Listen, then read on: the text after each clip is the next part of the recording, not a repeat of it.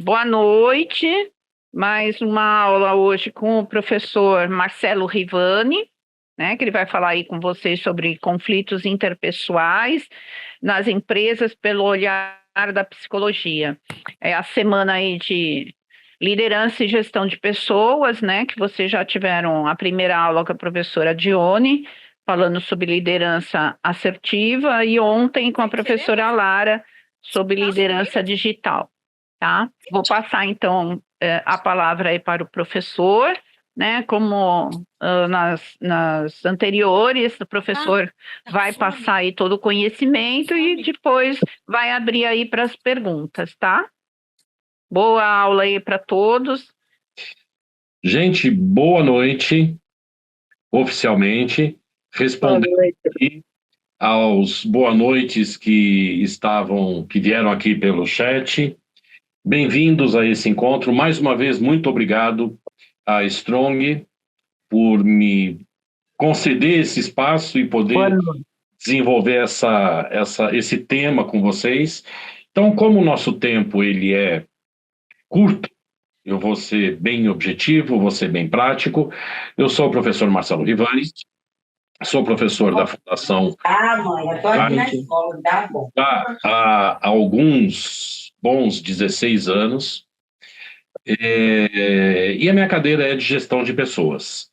Eu fui diretor de RH durante muito tempo na minha trajetória. Eu sou psicólogo de formação, com especialização em psicanálise. Eu atendo em consultório particular também. Tenho meu MBA pela Fundação Getúlio Vargas, em Gestão Estratégica de Pessoas, e mestrado em Educação pela Universidade del Atlântico da Espanha.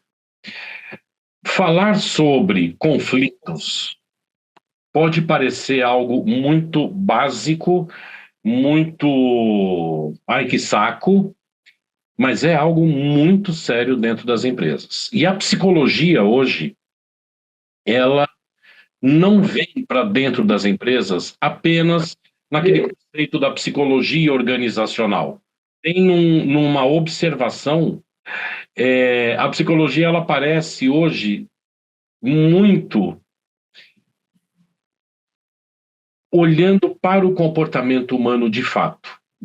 Então, ela é mais do que treinamento, do que DHO. É claro que isso existe e é fundamental, mas ela também passa a ter um olhar um pouco mais detido. Hoje, quando se fala de humanização, quando se fala de saúde mental, conflito perpassa por saúde mental. Por que que isso? Por que que passa pela saúde mental? Então, também só dar um salve aqui para o meu querido e amado Flávio. Tudo bom, Flávio? Bom te ver aqui. Ah, professor, bom te ver. Então, vamos lá. O que que a gente tem que começar a entender sobre essa questão de conflito? Eu vou projetar algumas imagens aqui para vocês e eu vou fazer essa brincadeira. São algumas imagens, eu vou pedir que vocês tentem nominar. O que que vocês estão vendo nessa imagem? Que tipo de sentimento o indivíduo está demonstrando nessa imagem? Então, vou deixar rapidinho aqui, né? Primeira. Vamos aqui à segunda. Tem até povo escrevendo aqui já estresse, euforia, raiva. Bora lá. Terceira. Depois, obviamente, tem a resposta, tá, gente? Então, não vou deixar no vácuo, não. A quinta. Tá fazendo, Meg? Oi, Marcelo. Tá fazendo também? Tá tentando matar aí quais são as emoções? Vamos lá, mais uma. Já fiz. Outra.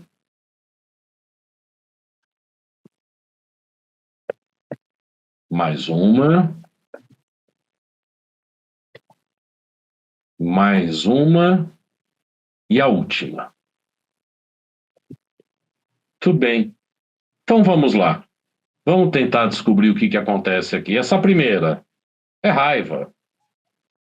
E aqui eu não vou ficar discorrendo de cada uma delas, não, tá? A segunda, afeto. A terceira, dor. A pessoa está com uma dor ali. A quarta, amor. A quinta, ira. Olha que interessante. A raiva é algo que pode orientar o nosso comportamento. A ira, ela pode determinar o nosso comportamento. Isso chama vício emocional. A sexta, olha a felicidade. E a sétima, esse rosto com esta lágrima, amargura. Uma palavra pouco percebida.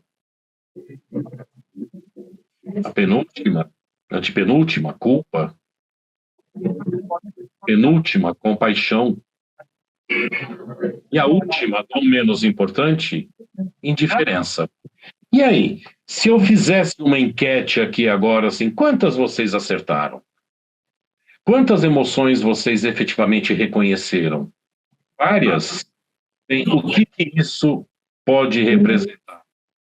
De onde vêm todas essas emoções? De onde aparecem todos esses sentimentos? Então, aqui, antes de eu dar essa resposta, vamos entender uma coisa. Cadê aqui a Silmara aqui que está, a Bárbara que estava com profundo. Abre o seu microfone um pouquinho, Bárbara. Boa noite. Eu? É, você mesmo. Boa noite. Olha, me diz uma coisa. Sim. Qual é a diferença de sentimento para uma emoção? Você já parou para pensar nisso? A emoção seria um sentimento? Não. A emoção você sente na hora, né? Sentimento. Vamos lá, Bárbara. Você está assistindo a um filme de drama. O que você sente? Não, vai depender da emoção que esse filme vai me trazer, esse drama. Sim. Então, o que você sente ao assistir um filme de drama? Comoção, compaixão, depende do tipo de drama, mas é uma comoção. E aí, como é que você demonstra esta comoção? Pensando em um filme, como eu demonstro? Como é que você... Se você vê uma cena que te toca, que é um sentimento, como é que você demonstra isso para quem está do teu lado, por exemplo? Você chora? Depende, dependendo do filme, sim. Claro que depende. Sim. Então, a emoção é a externalização de seus sentimentos. O sentimento, necessariamente, não é percebido pelo outro. Mas a emoção, o externo acaba reconhecendo. E da onde vêm essas emoções? E eu começo dessa forma porque eu não quero destruir nenhuma ideia idílica, nenhuma ideia glamurosa, nenhuma ideia... Mas assim, gente, essas emoções, elas não vêm de uma coisa simplesmente, ai que fofo, ai que triste, elas não brotam de um lugar que é uma floresta de sentimentos. Isso tem uma origem fisiológica. Essa origem fisiológica é o que a gente chama dessa neurociência das emoções geradoras de conflito. Ou seja, é um processo químico que acontece dentro do nosso encéfalo, dentro da nossa cabeça. Então, quando eu fico agressivo em um conflito, ou fico passivo em um conflito, a primeira coisa que se observa é que isto é uma resposta química do seu organismo. Por isso, uma pessoa que é acometida de uma depressão grave, algumas delas a gente consegue trabalhar em consultório. Mas dependendo da depressão, você tem que dar um medicamento, ou seja, química com química. Porque aí a química regula uma coisa chamada sistema límbico. E é o sistema límbico que é responsável por todas as suas emoções. Olha que divertido. Eu não quero também ficar falando aqui de algumas plataformas. Mas às vezes a gente vê em algumas plataformas de network que, assim, a motivação, então motive o seu colaborador. Você tem que motivar o seu colaborador. Gente, ninguém motiva ninguém, não. Eu, enquanto líder, vocês, enquanto líderes, vocês estimulam o quê? O sistema límbico do indivíduo, porque a motivação é interna. Aquilo que motiva o Geraldino não é o mesmo que vai motivar a Priscila. Cada um tem um motivo. Então é ledo engano, como também é em algumas literaturas, automotivação não existe, porque se a motivação é interna, já é automotivação. Então a motivação é você ter, Silmar, um motivo para ter uma ação. Cada um tem um motivo para estar nessa live hoje. Somos 181 pessoas aqui. Cada uma de vocês tem um motivo. Alguém porque quer olhar pelo aspecto da liderança, outro porque está vivendo em conflito, outro. Cada um tem um motivo. E o que eu aqui humildemente faço? Vou tentar estimular o interesse de vocês em querer saber cada vez mais sobre este assunto. Então, eu falo sempre nas minhas aulas, né? Eu não sei, muito provavelmente tem gente de RH aqui nesse encontro. Eu sou um cara de RH. RH que abraça a árvore está com dias contados. Hoje o RH tem que ser um RH estratégico, um RH que olhe para as pessoas e saiba que conflitos são inevitáveis. Mas vamos lá, vamos com calma. Professor, Oi. você falou que ninguém motiva ninguém, e ao contrário, a desmotivação. A gente chega lá em algum momento. Ok, obrigado. Eu vou pedir só uma gentileza. Ao término desse nosso encontro, eu vou abrir aqui uns 10 minutos para responder a todas as perguntas de vocês. E aquelas que eu não puder responder por alguma razão de tempo, vocês podem encaminhar para a Strong, que a Strong me encaminha e eu responderei a todas elas. Mas foi o Alcides que perguntou, foi isso? Isso, eu mesmo. Alcides, eu vou me lembrar para te responder aqui mesmo, tá? Mas daqui a pouco obrigado. Aqui eu já anotei o seu nome também para não vacilar aqui. Muito bem, então o sistema límbico ele é responsável por todas as suas emoções. Aqui eu trago uma foto um pouquinho mais demonstrativa mesmo, mostrando o que é esse sistema límbico. E dentro desse sistema que vocês estão vendo aqui, a amígdala está localizada no centro do cérebro, próximo à área de Broca, que é responsável pelo raciocínio. Ela é a reguladora de suas emoções. Então, o que eu quero dizer com isso? Não ache que aquele bebê é tão fofo que dá vontade de apertar. Sabe aquela vontade que você tem de apertar, às vezes, um bebê, um cachorro? Tem vontade de morder. Tem vontade de morder esse... Então, é porque o giro cerebral do afeto está muito próximo ao da agressão.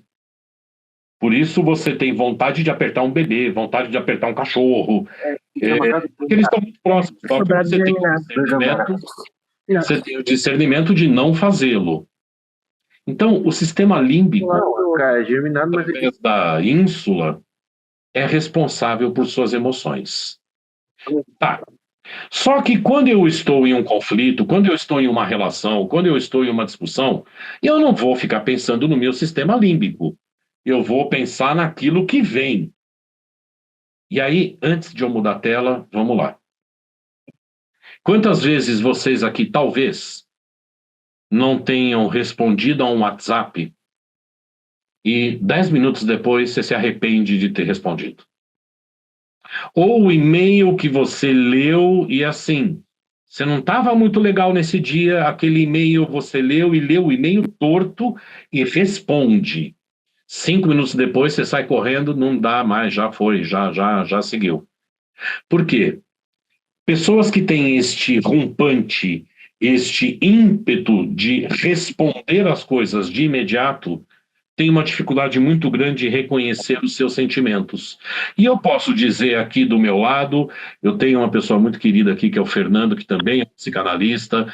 Nós atendemos a pacientes, eu tenho os meus pacientes, ele tem os dele. É muito comum os pacientes não reconhecerem os seus sentimentos. Ora, quando eu não reconheço os meus sentimentos, eu não sei como lidar com eles, portanto, as minhas ações são todas impulsivas. E aí, o que eu faço com o conflito? Eu taco um balde de gasolina, porque aí ele explode mesmo. Quanto mais você reconhecer os seus sentimentos, mais racional você se torna. Olha que coisa interessante. As pessoas dizem, eu sou muito racional, mas explode por qualquer coisa. Desculpa. É extremamente emocional e não reconhece as suas emoções. Quando eu começo a nominá-las, a reconhecê-las, naturalmente as minhas respostas são mais inteligentes. E resposta inteligente significa, se eu estou com raiva, eu não vou retribuir da mesma forma. Como eu consigo administrar essa raiva para que a minha atitude seja A, B, C ou D? Isso é usar a racionalidade com base na emocionalidade. Pode parecer complexo para vocês, e eu digo que é mesmo. Porque o cérebro humano é algo muito complexo, mas ao mesmo tempo fascinante. Só que não é difícil a gente entender. Por isso que eu dei o exemplo de Faz 3 anos que a gente tá no um WhatsApp que você respondeu de forma... Aí, você deixou que a tua emoção não reconhecida determina o seu comportamento. Muito bem. Para onde a gente vai, então? A gente vai para essa percepção clara do conflito e a sua inevitabilidade nas relações humanas. Gente, conflito é inevitável. Mas você vai ver, tipo spoiler, você vai ver lá na última tela, assim, prevenção de conflitos. Então vale só também entender o seguinte aspecto. Quantas vezes você diz para alguém assim, cara, eu vou parar aqui, Alan, eu vou parar aqui, porque se eu continuar, talvez eu diga algo que me arrependa. Eu vou segurar, eu não vou entrar no mérito porque talvez eu vá para uma linha que não é. Isto é prever algo que você entende que poderia virar um conflito. Então, eu digo, o conflito, ele pode ser prevenido? Pode, porém ele é inevitável na sua existência. Se você não sabe administrar o conflito, ele vai acontecer. E aí tem até uma situação que é bem interessante. Existe uma literatura chamada The Crucial Conversation. No Brasil, a tradução são conversas decisivas. Ele diz assim, se você tem um problema corporativo com alguém, resolva em até 2 semanas. Se passar disso, vira pessoal. Virou pessoal, vira ranço. Virou ranço, esquece. Porque aí a implicância já é com a pessoa, aí você já não quer saber mais. Isso gera um conflito administrativo, interrelacional e interdepartamental. Porque aí assim, mas o Geraldino é do departamento X, pô, eu não vou com a cara dele, eu não vou com a cara de ninguém. Só porque eu peguei isso do Geraldino. Então, é importante que a gente saiba, os conflitos são inevitáveis na condição humana. Eu poderia me atrever a dizer assim, você não quer ter conflito na vida? Você quer ser uma pessoa que passa por esta jornada, essa trilha corporativa sem conflitos? Beleza. Vende tudo que você tem, vai para o Tibete, senta e medita o dia inteiro. E você acha que com isso, de repente, você não vai ter conflito. Tem os conflitos internos, né, gente? Ou seja, você não vai se livrar de conflito nunca na sua vida. Eu não quero ser um cavaleiro do apocalipse aqui, não é isso. Nossa, então tudo é ferrado, tudo tá... Não é isso não. Só que se eu administro este meu racional, eu consigo evitar que conflitos tomem proporções que talvez eu perca a mão e isso acabe virando um problema seríssimo. Então, entenda que conflito é inevitável. Pois bem, pessoas com medo de conflito. O medo nos impede de agir. O medo é um sentimento natural de se ter. O medo gera até prudência. Então é legal. Agora, existem pessoas que têm muito medo de viver um conflito. Por quê que essas pessoas têm medo de viver um conflito? Psicologicamente, algumas razões definitivamente relevantes. Pessoas que não sabem dizer não têm um conflito interno gigantesco, mas para o externo, eu sou um cara legal, porque eu falo sim para todo mundo. E aí, assim, o preço que você paga por isso é muito grande. Então, uma necessidade de ser reconhecido pelo outro, de ser validado pelo outro, pode gerar uma pessoa com medos de conflito. E aí ela se esconde por trás de algumas coisas, inclusive terceirizando para a área de recursos humanos a resolução de problemas. Gente, não é defesa. Ah, mas você é de RH, por isso que você está falando isso. Eu sou consultor empresarial, eu presto serviço para empresas em reestruturação, em treinamentos, palestras, workshop.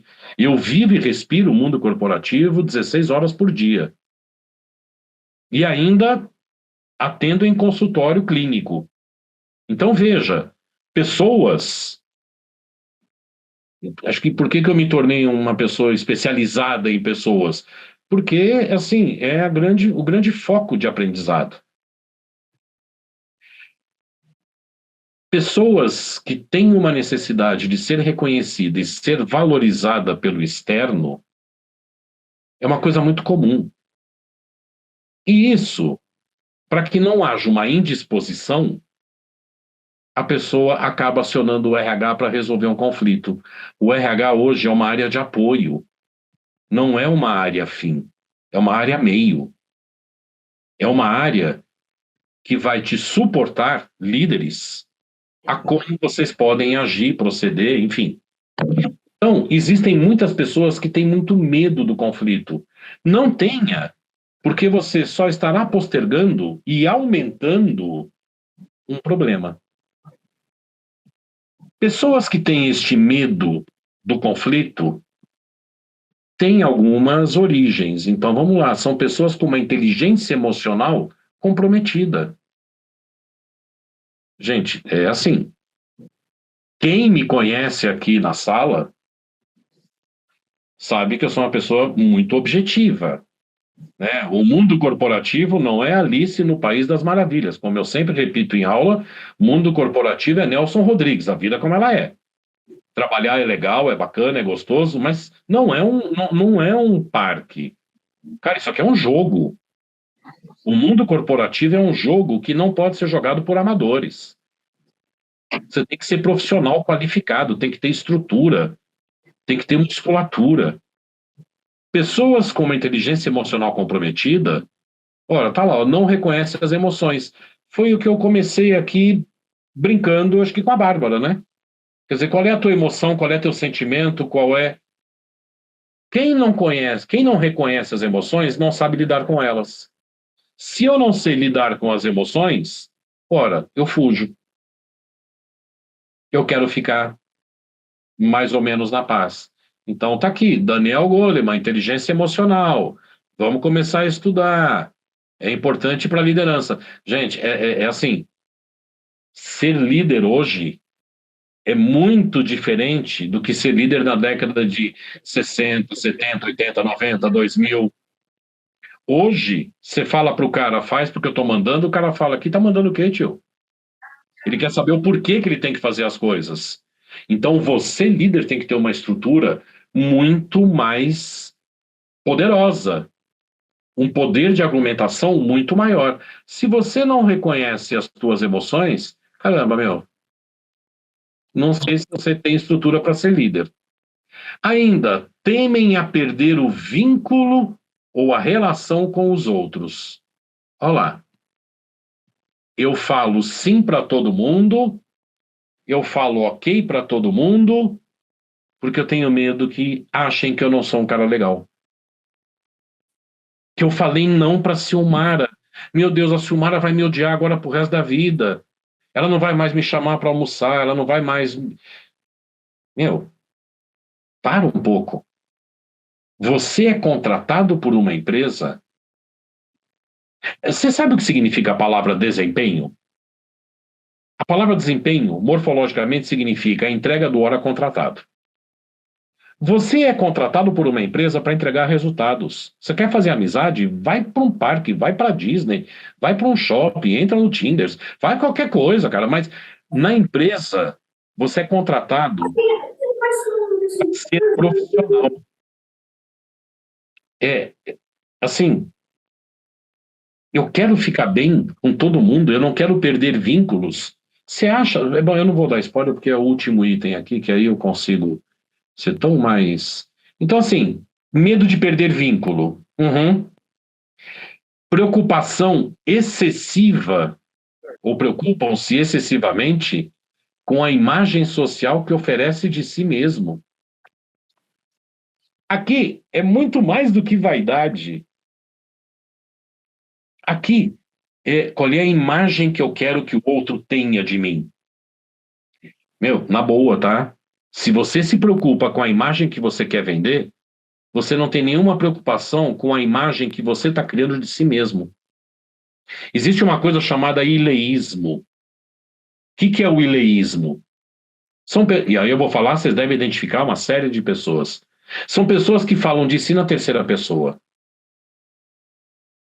Ah, então o Marcelo vai fazer uma live para Strong lá de Santos, porque o Marcelo é a pessoa que fala de si em terceira pessoa é porque criou uma personagem que para ele é a perfeita. É a imagem que ele quer projetar para todas as pessoas. Ele se sente talvez tão inferiorizado que ele precisa criar uma imagem de super-homem para dizer, esse cara é bom. E eu vou viver à sombra dele. Cara, mas isso não tem esquizofrenia não, tá, gente? É simplesmente o mecanismo de defesa que o indivíduo tem até para poder gerir os seus conflitos. Então tá aqui. Uma preocupação excessiva com a sua imagem é literalmente abdicar da sua autoimagem. Ou seja, em algum momento você não vai se reconhecer. Eu espero não estar sendo tão complexo aqui nas minhas falas, mas se eu tiver, por favor, me sinalize. E por fim, e não menos importante, são pessoas que adotam um modelo, um padrão para se dar bem com todo mundo. Então, pessoas que fogem de conflito querem se dar bem com todo mundo. Ah, me responde, gente. Você acha mesmo que você vai se dar bem com todo mundo? Não, a gente não consegue se dar bem com todo mundo. Isso é impossível. Pois quem acha que tem que se dar bem com todo mundo, provavelmente foge de conflitos.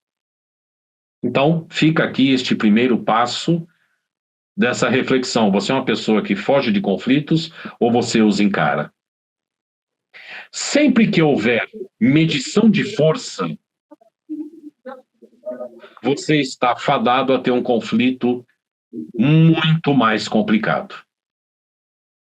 Por quê? Porque aí eu vou utilizar a força do meu cargo para dizer, sei lá, Paulo, faça porque eu sou teu diretor e você... Caramba, medição de força não resolve conflito. Muito pelo contrário. Você está fomentando uma amargura, um descontentamento, e aí o Alcides pergunta, e o contrário? Então, Alcides, a partir do momento que as coisas começam a não fazer sentido, eu me desconecto das relações. Ao me desconectar das relações, não significa que eu esteja desmotivado, mas simplesmente o meu engajamento para com a empresa já não é mais tão verdadeiro. Engajamento é conexão. Uma pessoa engajada não é uma pessoa comprometida, é uma pessoa conectada. O comprometimento, ela traz através das suas metas, de seus resultados. A conexão, que faz mais do que precisa, porque ele entende e ele enxerga a sua trilha de desenvolvimento. Ora, se eu começo a usar poder para resolver conflito, esquece. Você está desconectando praticamente todas as pessoas que você está agindo dessa forma. Então, aonde há medição de força, não rola administração de conflitos. Aonde há uma abertura para a escuta, pronto. Isso é uma visão de conflito para o século XXI. E aí, eu não me furto em dizer, não vou ficar perguntando para vocês, mas qual é a diferença de escutar para ouvir quando eu falo de conflito? Quem já teve aula comigo aqui sabe porque eu sou recorrente neste exemplo. O escutar é um ato consciente. Portanto, agora vocês estão escutando a minha voz porque você está atento e a tua razão está voltada para o meu tom de voz. Mas talvez, em algumas das regiões aqui, tem gente de Rondônia, Caçapava, São Bernardo, Osasco, de repente tem um ventilador ligado, tem um ar-condicionado ligado.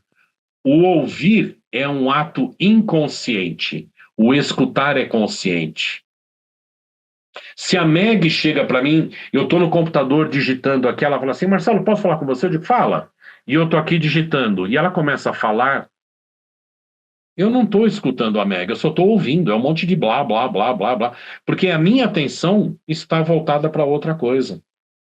Então, se alguém vem, se você vai para um conflito, se há um conflito, você tem que ter uma escuta. É mais do que uma escuta ativa, é uma escuta consciente. Se você vai concordar, discordar, ficar chateado, X, você tem que escutar, porque é inclusive uma grande demonstração de respeito corporativo. E aí a galera vem dizendo assim, tem que trabalhar pertencimento, tem que fazer...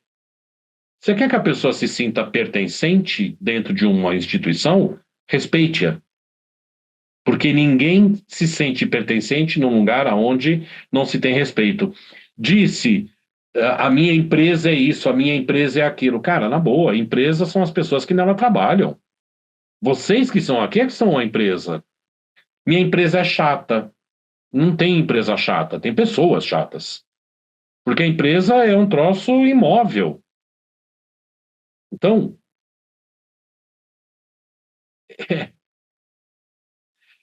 na sua opinião, conflito é bom ou ruim? Eu particularmente acho bom. Você acha bom? Eu acho.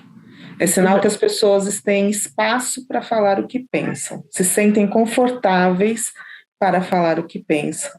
É isso aí. Se eu tenho uma liderança madura, Silmara, eu trago uma condição de segurança psicológica onde se sentem confortáveis. Aí eu já tenho aqui no chat alguns, depende do conflito, é bom para compartilhar, então, conflito é bom, sim. Independente de qualquer coisa, conflito é bom. O que não é bom é treta. E aí eu já dei a letra para vocês aqui. Se eu tenho um conflito com o Flávio, eu vou resolver no menor espaço de tempo para que não se pessoalize. Porque aí pessoalizou, aí vem tudo que colocou aqui. Aí não é bom. É claro, aí não é bom mesmo. Então, ô Marcelo, às vezes o conflito serve para ajustar algum processo que não está claro entre as áreas. Entendeu? Aí precisa haver o conflito para se resolver e chegar no consenso naquele processo. Pois é, William. Pois é, mas olha só, está corretíssimo. Se eu tivesse utilizado uma escuta consciente para um processo que no ato de sua criação ou aplicação eu já sinalizasse, cara, isso aqui não vai dar certo, talvez eu tivesse minimizado ou mitigado um conflito. Então, olha a comunicação, e a gente vai falar disso daqui a pouco, já estamos quase chegando. Olha a comunicação clara, transparente e eficaz, é uma das melhores formas de você prever e prevenir um conflito. Tem muito cara sacana que vê que o bagulho tá errado e fala, eu vou deixar só para dar errado para poder dizer, eu não falei? Caramba, então você está fomentando conflitos, você está fomentando um desconforto entre as pessoas. Olha como a gente consegue prever. Então, se é uma questão de processo, procedimento, alinhamento, Williams está corretíssimo. Vamos sentar, vamos conversar, porque o conflito são pontos distintos sobre o mesmo assunto, e isso é inevitável, porque alguém olha a Mona Lisa no Louvre e diz que obra de arte, o outro olha e fala, porra, é isso? Um troço de 60 por 80? Pô, eu vou ver o Davi de Michelangelo, que é muito mais legal. É uma questão de como eu enxergo o conflito. Então, vamos lá. Conflito, em sua maioria, é algo bom. Como é que a gente identifica as causas mais comuns de um conflito? Isso aqui é um dado que ajuda bastante. Mudança. Qualquer mudança, quer seja uma mudança de casa, ou uma mudança no SAP, ou uma mudança de procedimentos, ou uma mudança de fornecedor. Qualquer mudança sempre gera um desconforto que pode gerar um conflito. Quando eu consigo, talvez, mitigar, se eu preparo pessoas para a mudança, eu consigo mitigar conflitos. A coisa pior que existe no mundo é eu chegar para o Alan e falar, Alan, a partir de amanhã o negócio tem que ser em 4 vias. Pô, mas eu nem me preparei para isso.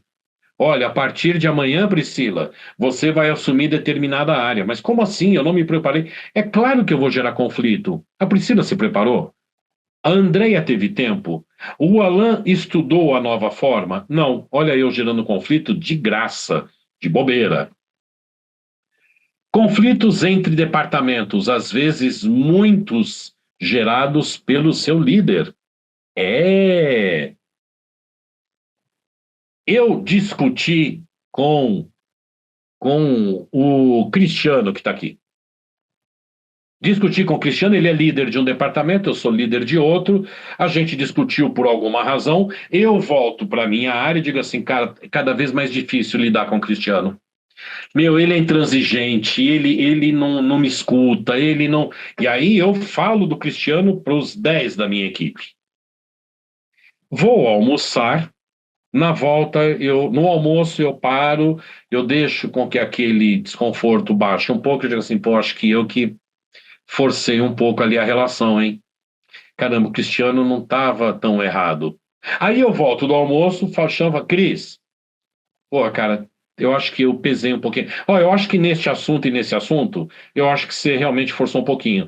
Mas, cara, eu quero te pedir desculpas, porque eu acho que forcei aqui, ali. Tudo bem, Cristiano? Tudo bem, Marcelo, tá tranquilo. Eu me ajustei com o Cristiano, eu só esqueço de avisar o meu time. E aí o meu time toma as minhas dores, óbvio, e aí o meu time começa a boicotar a área do Cristiano. Pronto, eu tenho um conflito entre departamentos que os líderes simplesmente deixaram de comunicar. Se eu digo que ele não foi legal e eu errei, eu tenho que dizer para o meu time, cara, olha, eu conversei com o Cristiano assim, eu acho que eu forcei um pouco ali, então tá tudo bem entre a gente. Porque você acalma o teu time. Você diminui o quarto item que eu vou apresentar aqui. Então, conflitos entre departamentos existem. Cabe aos líderes. Gente, em conflito, quanto menos. Conflito não se trabalha colegiado, tá? Vamos reunir as pessoas para ver o que acha. Não, aí você está indo para a guerra. Eu tenho 10 de um lado e 15 do outro. Conflito, quanto menos pessoas envolvidas, melhor e maior a chance de dar certo. Então, se há um conflito entre departamento, que os líderes sentem e resolvam. Ainda, pressão irreal por resultados. Ficar botando meta irreal, exigir carga horária irreal, você vai estar gerando um conflito muito grande. Porque as pessoas não vão atingir, vão se frustrar, vão questionar de suas competências, não gerarão resultado e isso vai gerar um conflito. E, por fim, tudo isso gera um grande nível de estresse. E o conflito está associado a estresse. Então, rapidamente, eu trago só um dado aqui para você, do The Mental State of the World, publicado no mês, na verdade, aqui é no mês de março, está ali, que diz que em uma pesquisa feita, nós somos 195 países no mundo, 193 reconhecidos pela ONU, essa pesquisa trabalha, ou pesquisa, né, 71 países. O Brasil aparece na 4ª posição entre os piores, com a nota de 53% num total de 110. Ou seja, o Brasil, para estes 71 países, é o 4º país mais estressado do mundo. Por questões políticas, sociais, econômicas, educacionais, de gestão, de liderança de pessoas, sim, nós temos uma capacidade gigantesca de estressar pessoas. É fácil, é muito mais fácil estressar do que querer resolver. Então, segue um dado que, assim, é o norteador. Eu sempre digo lá na aula, né? Não se preocupe com o que você, às vezes, lê assim. Lidere pelo exemplo. Lidere pelo exemplo. Relaxa, porque isso você começa a fazer logo no teu primeiro minuto de liderança. A questão que você tem que se preocupar não é liderar pelo exemplo, mas sim que tipo de exemplo você está dando. Porque se você der um exemplo ruim, você estará fomentando conflitos. O Freud tem uma citação genial, como todas, para este que vos fala, que diz assim: qual é a tua responsabilidade na desordem pela qual você se queixa? Você tem responsabilidade direta por quase tudo que você faz. Mas vamos lá. Estratégia para lidar com o conflito de uma forma mais construtiva.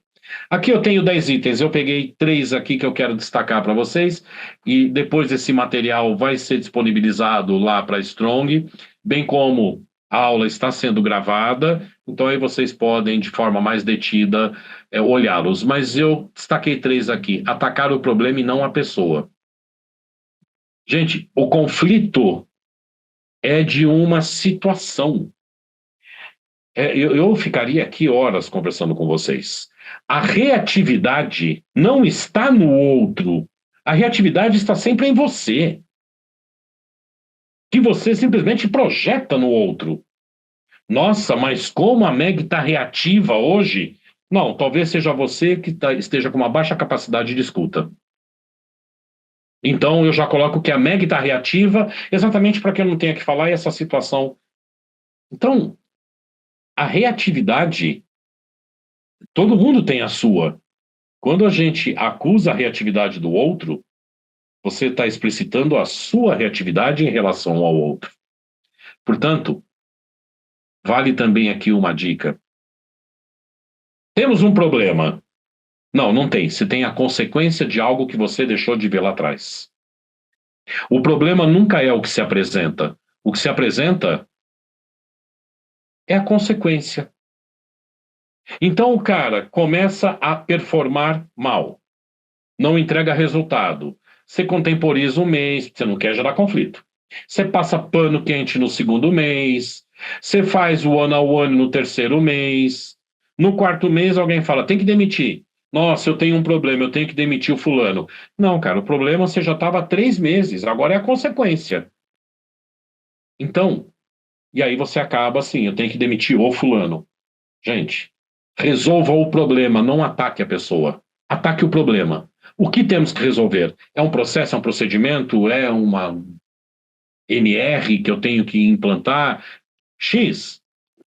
Foque sempre no problema. Comunique-se com palavras gentis e com tom de voz que expresse cuidado com o outro. Eu vou pular porque eu quero, isso aí eu vou falar já na sequência. Cuidar do sentimento de raiva, pois ele pode dificultar o entendimento. Como eu já citei, você com raiva age de uma forma. Reconheça esse sentimento para que você consiga administrar o seu comportamento. Vamos lá. Essa literatura do Marshall Rosenberg, quem nunca leu, está perdendo tempo no corporativo. Comunicação não violenta. Aqui eu vou tentar explicar isso para vocês em 2 telas. Mas é um psicólogo que fez um estudo sobre comunicação, e aí eu posso também afirmar para vocês assim, eu tenho de RH 40 anos. Há 40 anos eu ouço no mercado programas de comunicação.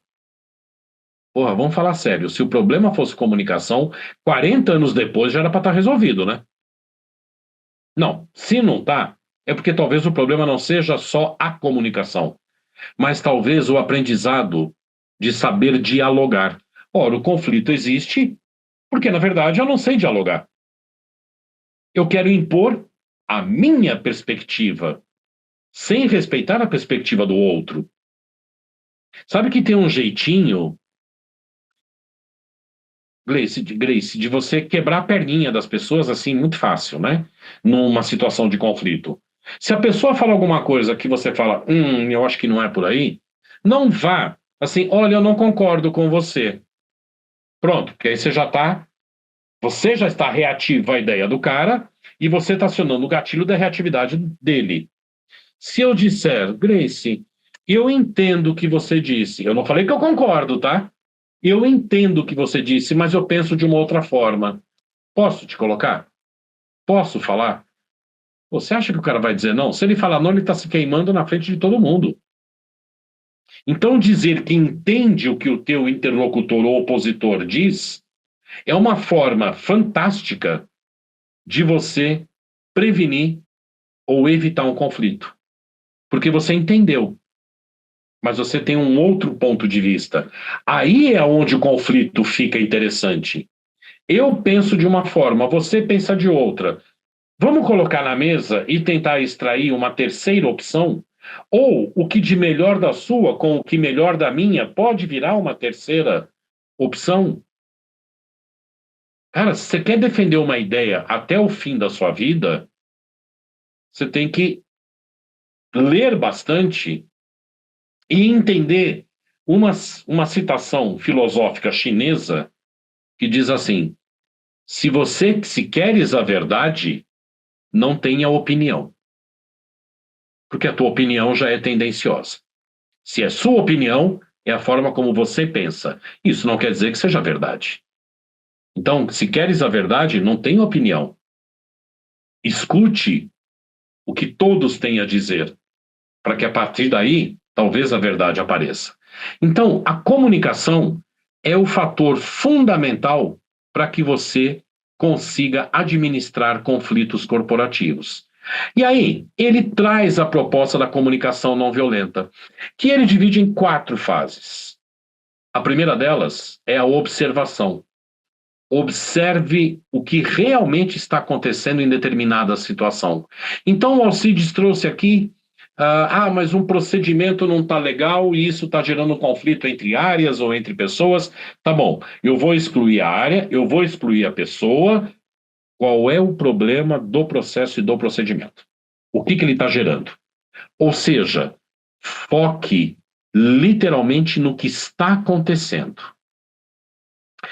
Este procedimento está dificultando o processo do Alan.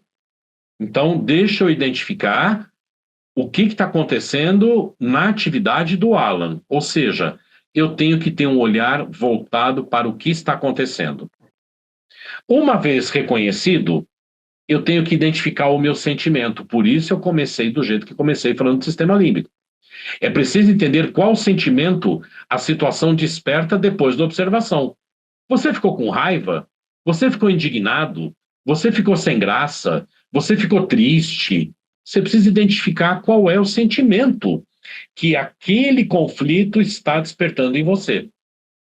Feito isso, vá para o terceiro ponto, que é a identificação da sua necessidade. É preciso reconhecer quais as necessidades estão ligadas à situação que o conflito não está te respondendo. O que eu preciso dessa situação? Eu preciso dessa solução. Não está me atendendo. E aí, por fim, você faz o pedido, ou seja, uma solicitação específica, ligada à ação concreta. É claro que aqui fica uma coisa, né? A gente tem o nosso tempo, pode parecer um pouco, mas como é que isso funciona? Aí eu trago aqui um modelinho de uma situação de conflito. Então, olha só, Joana, quando você grita comigo no ambiente de trabalho, esta é a observação. Eu me sinto diminuído e irritado. É o sentimento que eu tenho. Porque eu preciso sentir que sou respeitado e que meus colegas querem me ajudar a me desenvolver. Esta é a minha necessidade. Você poderia me chamar para conversar em particular quando se sentir irritada comigo? Esse é o meu pedido. Gente, o que vocês leram aqui? Quando se trata de comunicação não violenta, eu não aponto o dedo para o outro. Eu falo de mim. Se eu estou irritado com o que o Paulo falou ou fez e geramos um conflito entre nós dois, eu não vou apontar o dedo, que quem tem aula de comunicação comigo sabe que é o gesto mais agressivo do planeta, é o apontar o dedo, porque ele é acusador, inquisidor. Mas se eu apontar o dedo para o Paulo, qual é a chance que ele tem de querer me ajudar se eu começo a acusá-lo? Zero. Então, ao invés de eu falar do Paulo, eu vou dizer o que esta situação despertou em mim. Portanto, a comunicação violenta não é falar do outro, é falar de si. O que você observou na situação, o que você sentiu nessa situação, qual é a sua necessidade não atendida e qual é o teu pedido. Cara, você mata qualquer conflito se você souber utilizar a comunicação não violenta. É uma literatura dentre tantas, aqui eu já soltei duas, eu soltei Conversas Decisivas, agora comunicação não violenta, são literaturas que você tem que ter na tua biblioteca. Pipeline de Liderança, do Rancharan, Manual de Persuasão do FBI, para entender como é que melhora a comunicação. Mas aqui no nosso assunto conflito, se você estudar comunicação não violenta, e não é algo difícil, eu posso dizer que aí sim, você vai ser uma pessoa que aprendeu a administrar conflitos através do funcionamento mental das pessoas. Porque este cara é um psicólogo, o Marshall. Você não precisa ser psicólogo, você não precisa ser psicanalista, não precisa... Para entender como corporativamente eu posso usar esta ciência a meu favor. Comunicação não violenta é falar de si e não falar do outro. Quando você não aponta o dedo, percebe que você já está saindo muito em vantagem em relação ao conflito? E para mim tem um outro ganho. Diga. Que é evitar a fofoca, porque a partir do momento que eu estou falando do outro, eu estimulo as conversas paralelas e as fofocas. Então, é isso. Em qualquer outro momento, Silmara, a gente conversa e eu te falo, fofoca é uma coisa extremamente interessante. Pelo aspecto da visão psicológica sobre as questões da interação social dentro do informal. O Freud diz uma coisa, dentre tantas, de novo, lá eu aqui, mas ele diz assim, não existe brincadeira, existe um jeito jocoso de você falar a verdade.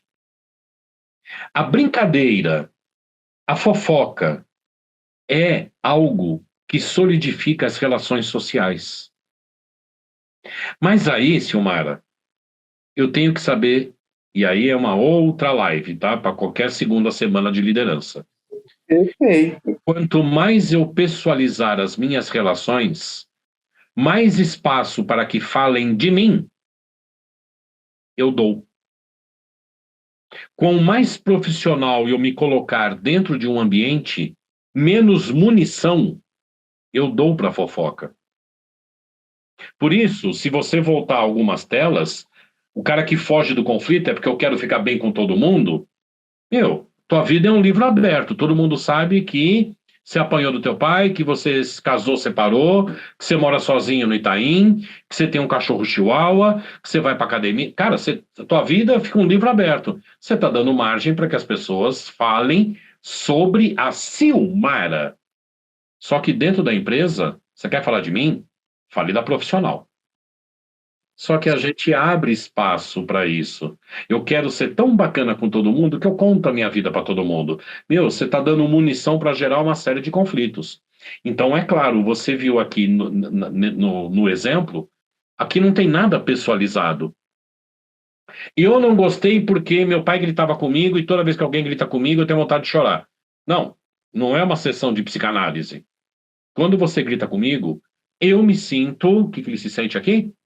Eu me sinto diminuído e irritado. Percebe? Você vai fazer fofoca porque eu me senti irritado? Não, eu estou sendo profissional. Então, você percebe que é uma linha muito tênue da como eu me coloco dentro das relações corporativas. Quanto mais eu abro a minha história, mais eu estou dando munição para que as pessoas falem de mim. Perfeito, obrigada. Não tem do quê. Aqui, olha, Meg, talvez pela uma das primeiras vezes eu estou conseguindo cumprir o horário certinho, hein? Técnicas da resolução de conflito, resumo do nosso encontro. Então, como é que a gente pode resumir rapidamente tudo que falamos aqui? Primeiro, identifique a causa do conflito no trabalho. Não a pessoalização. Ai, lá vem de novo a Gisele com essa história. Pronto, o meu problema é com a Gisele, não é com o problema. Não. Identifique a causa do problema.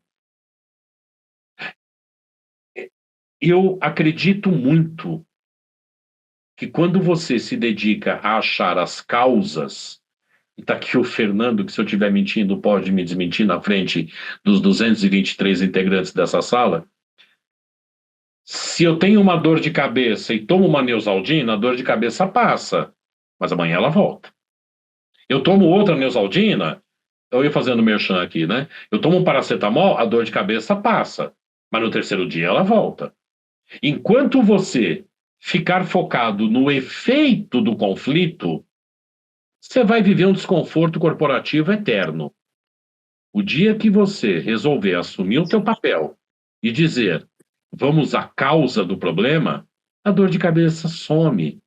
Por quê? Porque não era com paracetamol a ser tratada. Era talvez um medicamento mais forte ou até mesmo uma cirurgia. Então, líderes, tratar efeito não vai resolver o teu problema e não vai te dar aquilo que você tanto busca, que é visibilidade. Foque na causa. Dá mais dor de cabeça? Dá mais trabalho? Ou se dá, mas dá resultado? Garantido. Não jogue a sujeira por debaixo do tapete. E não mantenha problemas e conflitos para garantir a sua empregabilidade. Isso é ter uma mentalidade muito pequena. Vá na causa, que eu te garanto que você vai ter uma visibilidade muito maior. Desenvolver habilidades de comunicação e empatia. Tá aqui, eu acabei de falar de comunicação não violenta. E a empatia? Eu vou falar rápido, tá? Bem rápido. Quem teve aula comigo também na sala já me ouviu falar bem sobre este tema. Mas eu consigo reduzi-lo aqui em 30 segundos dizendo: você não tem a menor ideia da pessoa que está sentada ao seu lado numa poltrona do cinema, na mesa da frente do restaurante, numa fila de ônibus, no metrô, para julgar essa pessoa. Você não tem a menor ideia do histórico de vida dessa pessoa. Para dizer que ela é burra, que ela é preguiçosa, que ela é descomprometida, você não tem base nenhuma para falar isso. Portanto, no corporativo, eu sempre oriento que tirem do teu vocabulário o eu acho. Porque sempre que você trouxer o eu acho, você está colocando o seu ponto de vista. E quem diz que o seu ponto de vista é o correto? No corporativo, use eu penso, eu vejo, eu imagino, eu acredito, eu percebo, menos eu acho. Na tua vida pessoal, toca o eu acho, porque aí é o que você acha mesmo. Agora, corporativamente, não. Isto é ter empatia. É ter a capacidade, não é a capacidade só de se colocar no lugar do outro sem perder a sua identidade. É se colocar no lugar do outro e não julgá-lo. Você não tem ideia do histórico de vida dessa pessoa. Gente, isso é muito mais sério do que vocês possam imaginar, mas muito mais sério. Ainda, neutralidade e busca de acordo comum. Ora, quando você estuda gestão de conflitos, porque tem uma vasta literatura, quase que uma determinação de sinônimo de gestão de conflito é você ter acordos comuns. É você ter um acordo mútuo que seja medianamente bom para ambos os lados. Então, seja neutro. Não queira defender o teu castelo, o teu forte, porque você acha que... Não. Tenha a imparcialidade. Vamos resolver o problema. Se isso vai pesar mais para a minha área, tudo bem. Mas o problema está resolvido. Eu não entendo essa lógica. Uma empresa é constituída para evitar que clientes tenham problemas com seus produtos. E a gente passa a ter mais problemas internos do que problema gerado para o nosso cliente. Eu não entendo essa matemática. Uma empresa tem muito mais problema interno do que aqueles gerados, observados pelos seus clientes. Pô, então alguma coisa está errada nessa equação. Então, tenha a neutralidade, tenha a maturidade de se encontrar neutro para a solução de um problema. E como eu também gosto de afirmar, maturidade não se dá pela quantidade de cabelos brancos, mas sim pela quantidade de experiência adquirida. Ainda, já finalizando, prevenção de conflitos, que é o que eu vim trazendo. Ele é inevitável? É. Mas eu acho que eu consegui mostrar para vocês alguns pontos, como eu de conhecimento mais humano, prevenir que alguns conflitos aconteçam. E se acontecer, talvez reduzi-los quase que imediatamente. E é claro, quando você consegue, você tem um ambiente de trabalho muito mais saudável, muito mais colaborativo. Talvez muitos de vocês aqui dessa sala digam assim, ah, tá, isso aqui eu já sabia. Ah, isso aqui eu já sabia. Sempre tem aquele que já sabia. Mas aí eu trago essa citação que eu sempre trago no final das minhas aulas. Lao Tse, saber e não fazer ainda é não saber. Não adianta você falar e sair dizendo, ah, eu sabia. E não fez por quê, irmão? Ah, porque eu não tive tempo. Ah, porque eu não tive... Cara, na boa, se você sabe e não faz, é porque você não sabe. Então, a partir desse nosso encontro de hoje, que para mim passou muito rápido, mas que você tenha pelo menos essa perspectiva do que eu escutei aqui nesta hora. O que eu vou começar a fazer? O que eu vou deixar de fazer? O que eu vou passar a fazer? E sempre entendendo como. Se você conseguir responder aos comos, parabéns, porque você está saindo desse encontro. Além de ter uma noção maior sobre conflito, você está entendendo o que é estratégia. Porque ser estratégico é saber o como fazer as coisas. Então, a partir desse nosso encontro, o que eu vou continuar fazendo porque estava dando certo? O que eu vou deixar de fazer? E o que eu vou passar a fazer? Assim, eu encerro oficialmente esse nosso encontro, mas eu vou descompartilhar a tela. Eu estou no LinkedIn, quem quiser me adicionar vai ser um prazer enorme tê-los na minha rede. Estou no Instagram, mas aí vocês vão ver muito mais o meu time do que qualquer outra coisa. Eu faço umas postagens. Agora, no LinkedIn, eu estou um pouco mais presente, sempre muito. Não deveria falar ácido, mas sempre um pouco mais provocativo, sempre, né, um pouco mais. Então, vai ser um prazer tê-los na minha rede. Eu vou descompartilhar aqui agora e fico com vocês e sigo com vocês aqui ainda. Caso alguém tenha alguma pergunta, alguma coisa, o chat aqui eu vi que tem um monte de coisa, mas se alguém quiser fazer alguma pergunta, por favor, fique à vontade. Estou à disposição. Eu gostaria de fazer uma pergunta. Hoje eu atuo apoiando a liderança como Business Partner RH e vivo no dia a dia situações de conflito, né, da liderança, que eu tenho que apoiá-los a encontrar uma alternativa. E foi um prazer assistir sua aula, Marcelo, foi muito boa, enriqueceu muito a minha vida, tá? Tá muito claro que o autoconhecimento, né, eu já tinha essa percepção e ficou muito mais evidente agora o quanto ela faz a diferença na liderança. Para eu ser líder, eu preciso gerenciar a mim primeiro, para poder gerenciar o outro e ter esse conhecimento, né, esse autoconhecimento dos meus sentimentos, das minhas emoções, do que o outro causa em mim, os famosos gatilhos, né, faz toda a diferença. Mas tem um ponto que eu percebo muito na liderança, principalmente nessa liderança mais imatura, que está começando agora, que é a questão do ego. E aí, se você puder me ajudar a entender como a gente consegue, né, ajustar isso na resolução de conflitos, eu agradeceria. Silmara, é uma resposta, eu posso torná-la profundamente complexa, como posso tentar te responder em 40 segundos. Talvez a primeira coisa que a gente tenha que entender de uma forma não simplória, mas didática, o ego é... Não, eu vou sentar aqui na sala, eu vou ler. Opa, legal. O ego é a única parte da tua psique que parte dele é consciente. Então, o que é o ego? É toda a relação que você tem com o mundo externo. O mundo externo pode te elevar, como pode te derrubar. Se eu tenho uma autoestima comprometida, eu tenho medo do conflito. Por quê? Porque se você falar não para mim, a minha autoestima vai lá para baixo. Se eu sou um cara que sempre fui talhado a ser bom em tudo, e eu acho que eu sou o bonzão, e eu não ligo para o que as pessoas falam, meu ego sempre está lá em cima. Eu preciso buscar um equilíbrio.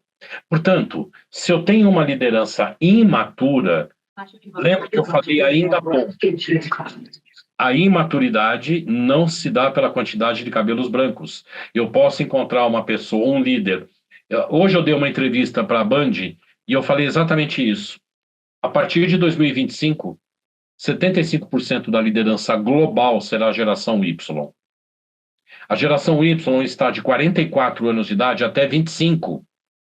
Então você fala, pô, de 44 já tem uma maturidade aí, legal, vai. Mas o de 25? Cara, não importa. Ele pode ter 25 anos, mas ter experienciado coisas que talvez um cara de 50 nunca tenha vivido. Então, se uma liderança eu não oportunizar corporativamente experiências, você sempre terá uma liderança imatura. E essa imaturidade gera insegurança. Essa insegurança interfere no ego. Portanto, uma liderança jovem procura troca de conhecimento. Eu tenho certeza que eu, na minha idade, vou falar do Flávio aqui, que eu sei a idade dele, mas como eu o conheço, assim, Flávio, tem um monte de coisa que você sabe que eu não sei. Você me ensina? Claro, Marcelo. Flávio, tem um monte de coisa que eu sei que talvez você não saiba. Tá a fim de aprender? Claro, Marcelo. Então vamos trocar? Agora, se eu chego pro cara e falo assim, filho, presta atenção. Que filho? Se eu chamo o Flávio de filho, eu estou abrindo a prerrogativa dele me chamar de tio. Aí eu viro para Meg e falo assim, Meg, demite o cara porque ele é insubordinado. Porra, mas eu comecei errado. Então, aí é que tá, né? As questões de DHO, as questões de um BP um pouco mais voltado para o negócio.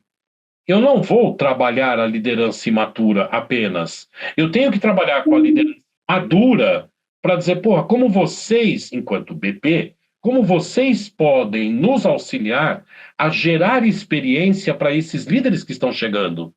Eles não têm a experiência que vocês têm. Eles não têm a rodagem que vocês têm.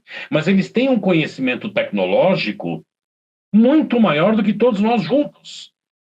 Ou seja, Silmara, promover uma troca através de workshops, sabe? Vamos montar 6 workshops durante o ano.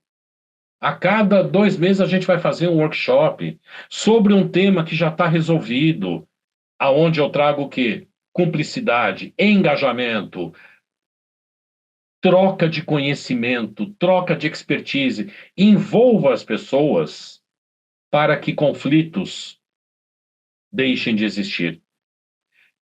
Quanto mais as pessoas se sentirem, eu já vou passar para a Bruna, quanto mais as pessoas se sentirem responsáveis, menos resultado você vai ter.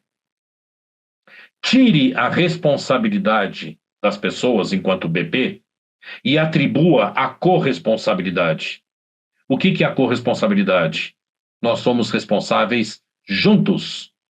Se não, o cara da contabilidade acha que ele é responsável só pela contabilidade, o cara de RH só pelo RH, o marketing, compras, facilities, logística. Cara, cada um cuida do seu silo e o todo não se completa, porque cada um está olhando só o seu silo. São responsáveis. Tá, mas não é isso que eu quero dentro de uma companhia. Fala-se tanto de pertencimento, e a única coisa que eu deixo de fazer é com que as pessoas se sintam pertencentes. Então, tira a responsabilidade dessa galera, bota num encontro e diga assim, vamos trabalhar a corresponsabilidade? Se um fizer bem feito e o outro não, o todo não se completa. Aí você consegue ter maturidade corporativa. Perfeito. Por isso, as famosas metas compartilhadas, né, tão em alta hoje nas empresas. Muito obrigada, viu? Consegui responder a sua questão? Sim, muito obrigada. Bruna, pois não, Bruna. Oi, boa noite. Primeiro, obrigada pela aula, foi fantástica, muito esclarecedora e contribuiu bastante aqui para os conhecimentos que a gente precisa mais nessa parte de liderança, né? Mas, Marcela, até puxando um pouquinho assim, o gancho do que você acabou de explicar para a Silmara. Hoje, a gente está saindo, né, daquela gestão hierárquica, onde eu tenho que respeitar sempre o nível acima, o nível intermediário não pode conversar com quem está acima do seu gestor, para um mundo onde a gente está falando que não, somos um time, né, ali na horizontal, com todo mundo junto, e chega no ponto que eu queria ver com você. Achar o ponto de equilíbrio, porque nessa de ser time, às vezes passa para o sentido, somos todos amigos, vamos lá e segue o jogo. E aí começa a entrar um pouco nessa questão que você falou da vida pessoal da pessoa, mistura, né, a vida profissional com a pessoal. Né? E como você tem feito alguns trabalhos com as empresas, que você falou de consultoria, onde você acha assim, um ponto de equilíbrio, assim, mantém o respeito, né, porque às vezes a gente confunde a liberdade demais com falta de respeito, ou com, não, ainda estou respeitando, mas estou abusando ali, e saindo também dessa questão da hierarquia, quem sabe também não é saudável, né? Muito legal a sua pergunta, e eu acho que na minha resposta para a Silmara eu resvalei um pouco nisso. Uhum. Mas vamos lá. Bruna, é fato, e não sou eu que digo, tá, gente? Eu simplesmente sou uma ferramenta, um instrumento. Mas é fato que hierarquia hoje, cara, é uma questão de proforma, seletista, de relacionamento, sei lá. Não. Quem se fia hoje em hierarquia, gestores que batem no peito e digam, eu faço, eu aconteço, são pessoas absolutamente inseguras. Então, só para não perder este fio, você nunca deve ter visto na sua trajetória, pessoas com autoconhecimento e segurança sobre determinados assuntos bater na mesa e gritar. Quem é seguro de si não grita. Explica e você fica embasbacado, assim, meu Deus, por que eu não pensei nisso antes? Pois bem, hoje essas gerações, elas buscam não um referencial de cargo, e sim um referencial de competência. Então não é porque é gerente que é o cara que sabe tudo. Eu vou até o gerente. Cara, eu tô com uma situação X. E aí? Se ele não sabe responder, esse cara vai até o diretor. E o gerente acha que foi insubordinação, porque ele passou por cima de mim. Caramba, aí, Bruna, o equilíbrio é o quê? Qual é o grau de conhecimento, de profundidade que a minha liderança atual hoje tem sobre vários assuntos? Fala-se de PDL, Programa de Desenvolvimento de Liderança. Aí o cara tem administração do tempo, olha administração do tempo, feedback, delegação, ai, que mais? Tem mais uns temas aí. Cara, isso não é treinamento de liderança. Isso é treinamento gerencial. Sim. Deus te cria, amigo. É importante o cara ter um treinamento gerencial? Claro que sim. Só que quando você fala de liderança, você fala de empowerment, você fala de maturidade, você fala de propósito, sim, herança herdada pela geração Y, que X, Baby Boomer e Builder não tem a menor ideia. Você fala sobre propósito, o que é trabalhar sobre propósitos. Você fala de gestão geracional. Se um elenco mais experiente entender o que é uma gestão geracional, equilíbrio, Bruna, eu acho um pouco utópico. Mas que você consegue ter uma administração melhor das relações, eu acho que sim. Então, mostrar para os mais experientes que hoje os jovens pensam de uma outra forma, que hierarquia não é condição de competência só, que hierarquia hoje, não só hoje, mas tem muita gente que ocupa alto nível e que talvez um cone gerasse mais resultado do que ele. Então, não é simplesmente a hierarquia pela hierarquia, que a hierarquia esteja recheada por competências, soft skill, hard skill, human skill. Que agora já temos uma terceira. Então, este equilíbrio, eu acho que talvez a gente não consiga, mas se promovermos o respeito mútuo e mostrar que a hierarquia, o que interessa é só para o sentido da aposentadoria no final da sua jornada, porque hoje que os profissionais buscam não é só o cargo, é quem tem competência para resolver os meus problemas. E com isso, você consegue fazer um mapeamento na sua empresa dos gestores que você enxerga ter competência para isso e gestores que só estão sentados numa cadeira achando que o título é que vai justificar a sua posição. Pronto. Se você conseguir fazer esse mapeamento, você consegue identificar aonde a tua balança está desequilibrada. E aí você trabalha pontualmente o que tem que ser trabalhado com aquelas pessoas. Isso é a resposta ela seria muito mais completa, mas ficou mais ou menos. Foi ótimo, foi bem esclarecedor. Muito bom. Obrigada. Imagina. E aí, gente? Professor, Oi? eu tenho uma dúvida. O que você acha de uma liderança que mistura os seus gostos pessoais, né, como política, futebol, só dando exemplos aqui, com a sua gestão? Ou seja, ela acaba tentando puxar das pessoas que estão abaixo dela, esses conflitos de interesses para criar algum tipo de vínculo, mas se a pessoa é diferente dela, ela acaba deixando a pessoa de lado. Então, Gabriela, Aí eu comprei isso daí. vou tentar também ser mais breve ainda. As pessoas querem que outras pessoas mudem para ficar como eu, porque o meu modelo é o melhor do mundo, então eu quero que você mude para ficar como eu. Ora, fazer gestão dos iguais é maravilhoso, porque há uma subserviência, há uma passividade, há uma tolerância à mediocridade e tudo certo. Só que isso não faz um líder. A liderança se faz na descoberta da divergência. A liderança, às vezes, se molda frente a conflitos. Pois bem, quando eu quero que pessoas mudem para que fiquem como eu, já é uma grande demonstração que talvez essa pessoa não tenha um fit de liderança muito bom. 2, eu não criticaria esse gestor que quer mudar as pessoas politicamente, socialmente.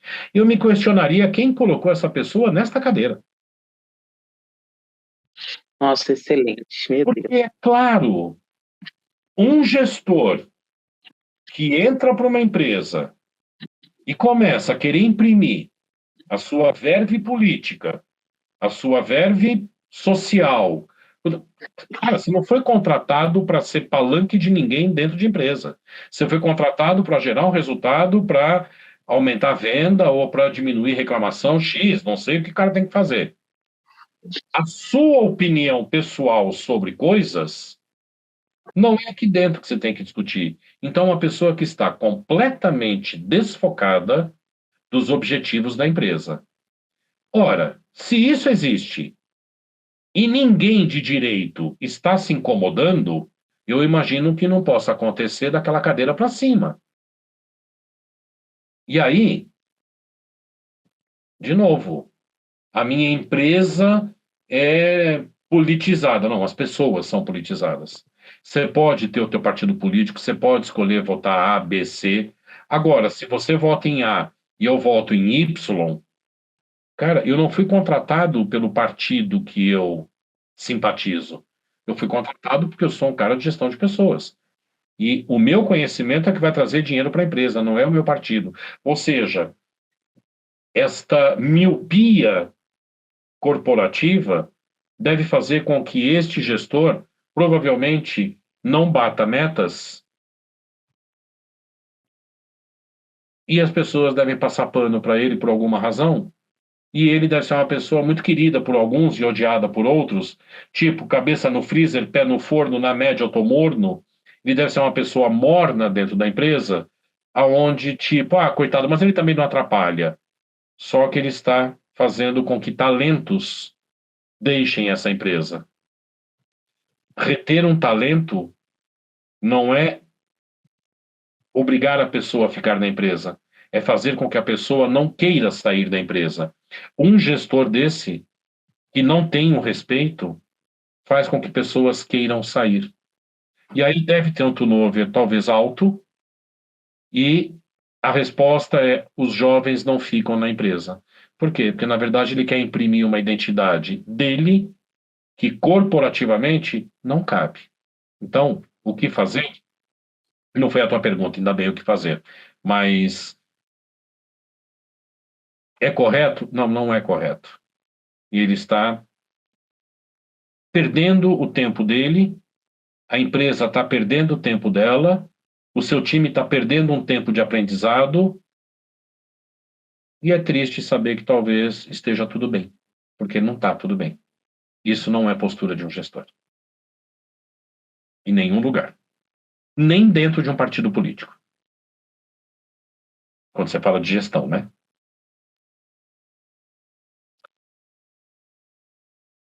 É isso, gente. Maggie? Nossa, não consigo nem. Tem uma moça aqui, a Beatriz. Beatriz, diga, Beatriz. Olá, tudo bem, professor? Como vai? Estou aqui ouvindo as suas palavras muito certeiras.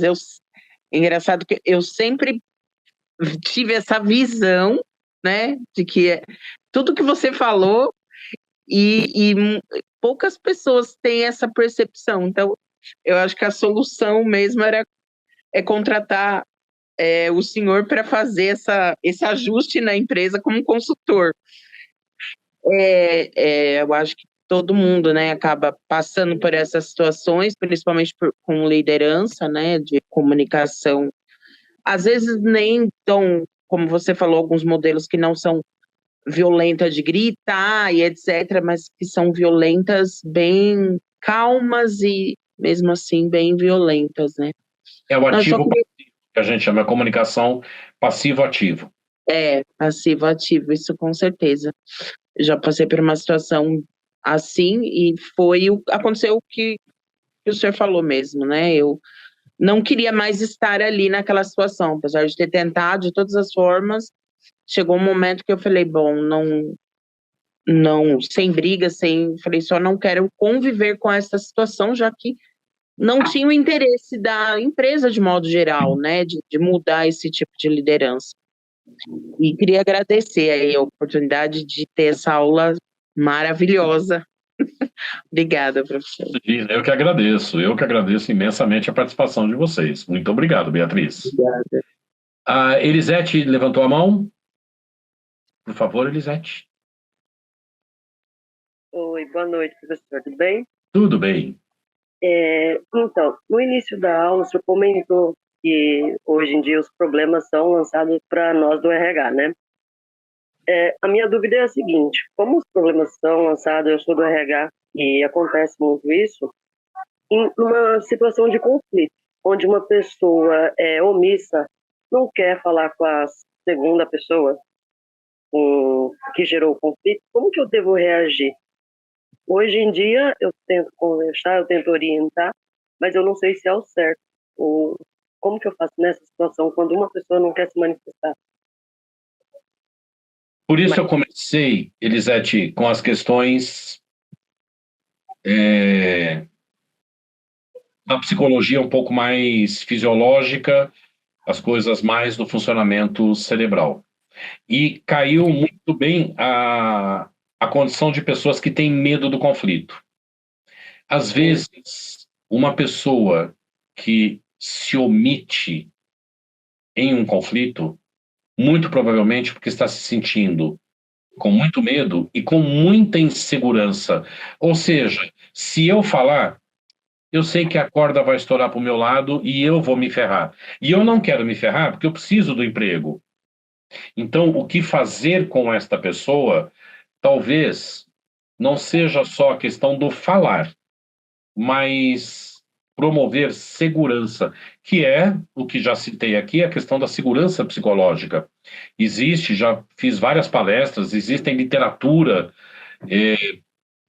interessante, inteligente, boa sobre segurança psicológica.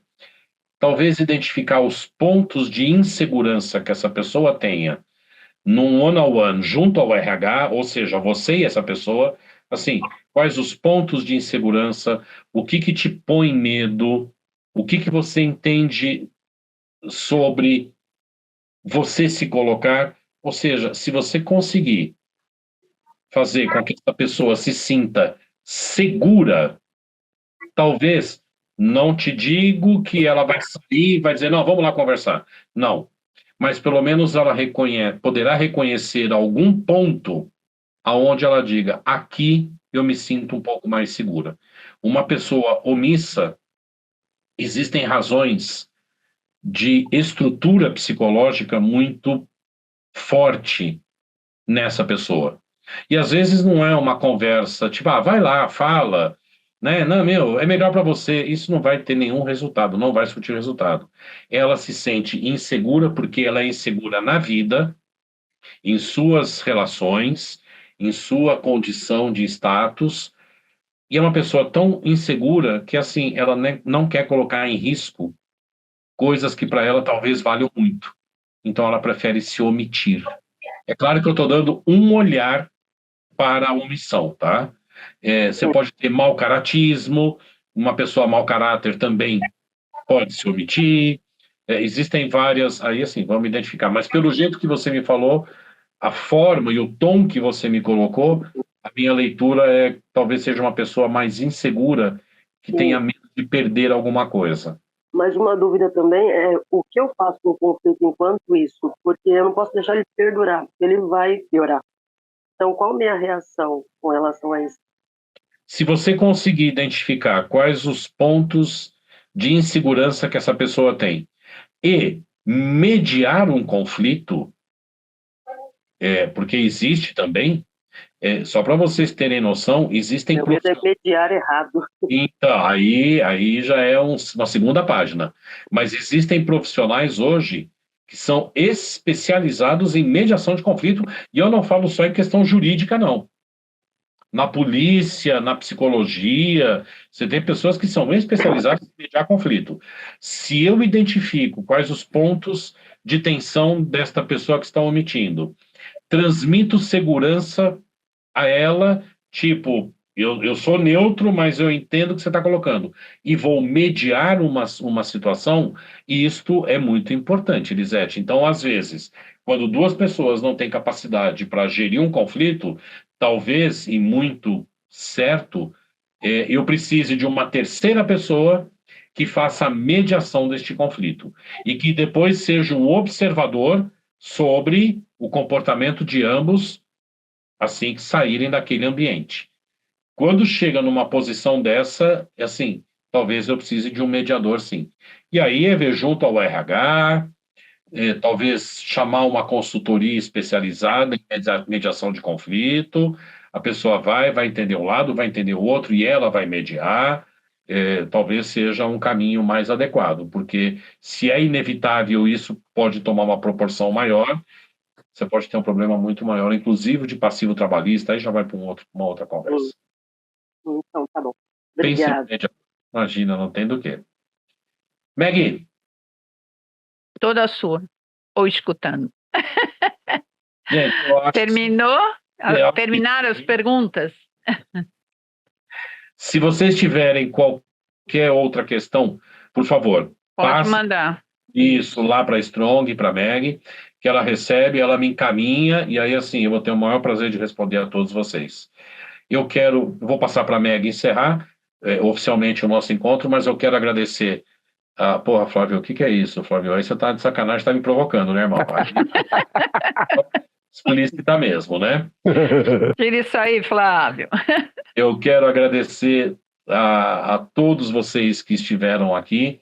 É legal, a gente ainda está com 173 pessoas, chegamos a um número muito bacana. Então, eu quero agradecer a todos vocês que me deram a oportunidade de dividir um pouco desse conhecimento, tiveram a paciência de me escutar aqui por 1h40, a 35.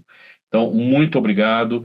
Eu estou à inteira disposição de vocês para aquilo que vocês acharem necessário e útil. Mais uma vez, quero agradecer a Strong Santos, a figura da Meg, a quem eu tenho um carinho muito grande, uma conveniada que eu tenho um carinho muito grande. Então, muito obrigado por, mais uma vez, poder participar desta primeira semana de liderança. Foi um prazer enorme tê-los aqui em sala. Desejo sucesso, prosperidade e leveza para todos vocês. Obrigada.